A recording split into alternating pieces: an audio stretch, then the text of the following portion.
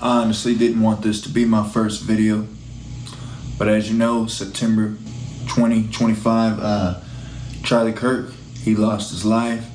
It affected a lot of people. My condolences go out. I wanted to make this video because I had some questions. I'm not trying to point the finger at anybody, but I think nowadays sometimes we just have to ask questions. And it seems like we get on the news to ask these questions and we don't get the answers that we need to know. Now, I don't want to go on some rant. I want to get straight to it. The first suspect that I actually want to talk about is DOESN.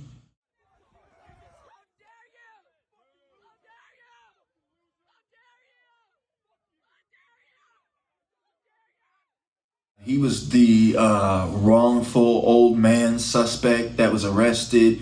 Later on, they found child in his phone. I'll get straight into it. He was at the Kobe Bryant trial. He was one of the people there. He's in a 9/11 memorial video. It's on YouTube. Look, I'll play these clips right now, actually. I was in Denver just on September 10th, 2001, and I'm a huge Broncos fan, so it was the opening night of Denver Broncos Stadium. I went down there, and we were playing the Giants that night. And so it was a huge event for us. I even remembered everything that happened. Something else that I also want to talk about is probably the book that you guys already know about, and it is called The Shooting of Charlie Kirk by, who's the author? Anastasia J. Casey. Let's read a couple pages out of the book actually right now. Chapter 6, Kirk's Condition. These are just some random pages out of the book. In the immediate aftermath of the shooting, Charlie Kirk was rushed to a nearby trauma center in Orem. Eyewitnesses recalled the urgency of paramedics working at the scene, applying pressure to his wound and stabilizing him, as students and staff looked on in disbelief. The sight of the conservative commentator being wheeled into an ambulance, pale but alive, became one of the most shared images of the day. Doctors later confirmed that Kirk had been struck in the neck. The injury was serious but not immediately fatal, though the location of this wound raised fears of long-term damage to his vocal cords, airway, or spinal column. Medical teams acted quickly to control bleeding, prevent infection, and maintain his breathing. For several hours after the shooting, little concrete information was released to the public, leaving supporters and detractors alike glued to news broadcasts and social media for updates. By late evening, hospitals announced that Kirk was in stable but critical condition, having gone emergency. And I'll just stop right there. There's a final reflection. The shooting at Utah Valley University was shocking and heartbreaking. The only thing that strikes me from the book is it does mention that he was shot in the neck. Now, I did something else for you guys. I ran the author name through AI and tried to see if it was an anagram or something of some sort. I came up with nothing, and I actually tried to do it in a lot of different languages too to see if there was any symbolism. There isn't. I'll admit I overworked myself and got really tired one night and thought it had eventually said a just shooting, and I got all hyped up, but I realized I was like tired and needed to go to bed. Sorry, I feel weird laughing during these kind of videos. But yeah, next I want to talk about the gentleman that was cheering in the crowd, and most people also noticed that it seemed as if he was looking at someone and cheering. Here's a picture of him. Basically, he came out with a video, and I'll go ahead and play that video right now. Person you have ever met in your entire life. And I am absolutely sick of all of my soldiers, including Charlie, dying so you guys can mock each other. Mock away and see what happens. I am done. USA! USA! USA!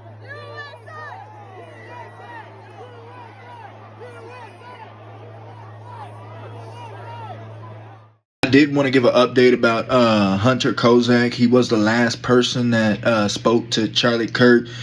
He's part of a little tour group that's called America that's being funded by Act Blue. That's all the information I'm gonna provide. If you want to know more on that, follow nis.c social, N as in Nancy. Be able to tell you way more information on that than me.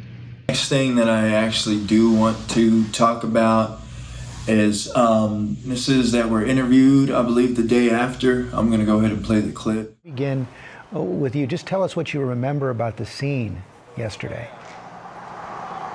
It was horrific. There was one shot that rang out, and everybody instantly looked around and then fell to the ground. People saw Charlie instantly get shot in the neck, and everybody fell to the ground and got run over. And I was with my family. We had 16 of us there, so 5 adults and like 11 children.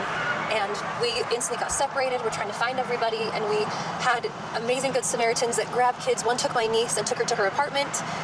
Somebody grabbed these 2 and my daughter and took them over to the tennis courts and stayed with them till I came. It was a super... Elle and me, I can't imagine how scared you must have been yesterday. What can you tell us about what you all remember? Elle, you go first. So I remember hearing this thing. It was hard to know what it was, but then I saw it, and I saw blood everywhere, and it hit his artery, and then I fell to the ground. I covered my head with my hands, and then Now, I'm just gonna say this. Tiffany Barker's father's pretty active. I believe he's a city council member, Terry Peterson in Utah. Also, I do think it's a little peculiar the way those kids are talking about what happened. They seem just a little bit calm about it. And also for a kid that young to be like, oh, he got shot in the artery. Like, we're using words like that now? Vehicle, artery. Okay, now here's where things get a little weird. You know what? I'm just gonna play the clip. Let's play that. Play it again without being disrespectful.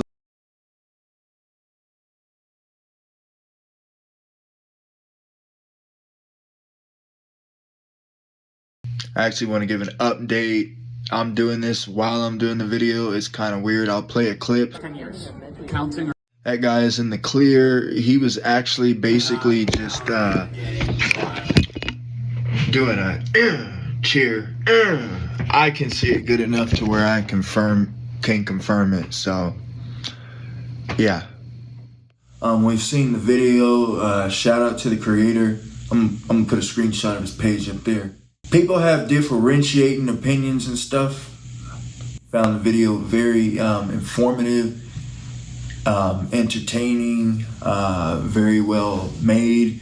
You got a subscriber from me, but I'm gonna... Not counting gang violence. Great. I ran it through AI. I looked to see if that could be a reflection on a sunny day in Utah in a dark window.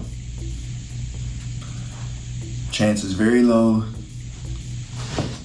I don't think that's a phone flash.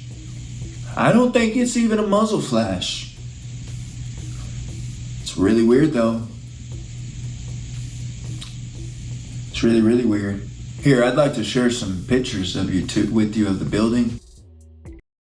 Explain to me what that is, because I don't know what the that is. Just the audio analysis. I'm not calling myself the best mixing engineer, mastering engineer. I used to do a lot of mixing and mastering for people, a lot of vocal editing, a lot of cutting, a lot of stuff. I actually never got into video originally just because I didn't want to do more of that work. I'm not gonna go on some rant.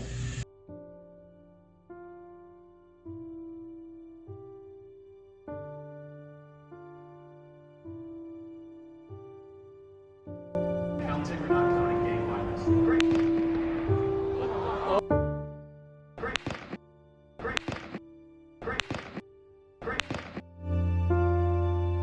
Counting or not counting gang violence. Great.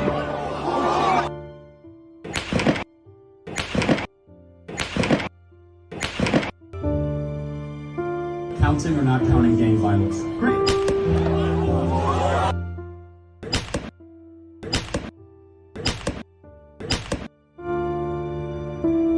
Was some questionable flight activity. There's a spot where you can actually find the real video where they go completely into the detail of it, but it looks like some certain flight logs were played with, and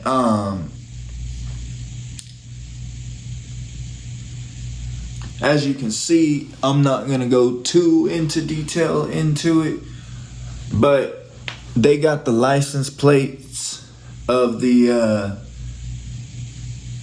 jet and everything.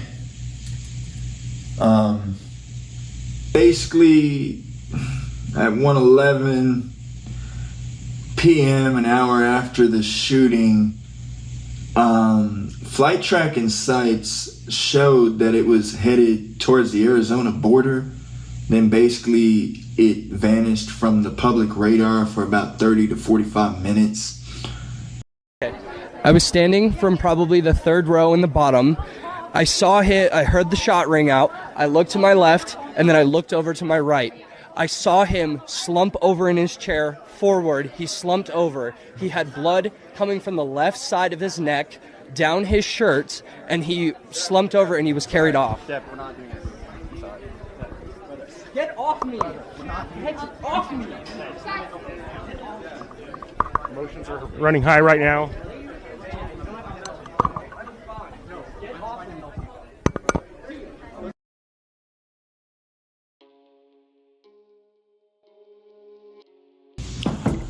Thank you for watching that video. If you liked what you saw, please give it a like, subscribe, comment. Again, my condolences to the family. Rest in peace, Charlie Kirk. When it comes to the reporting, it seems to be sort of the opposite. Ben, so the perception, the legacy media is like owned by the Jews. I was going to say, Ben, come on. pro-Israel. You Jews own the media, Ben. So, I mean, come on.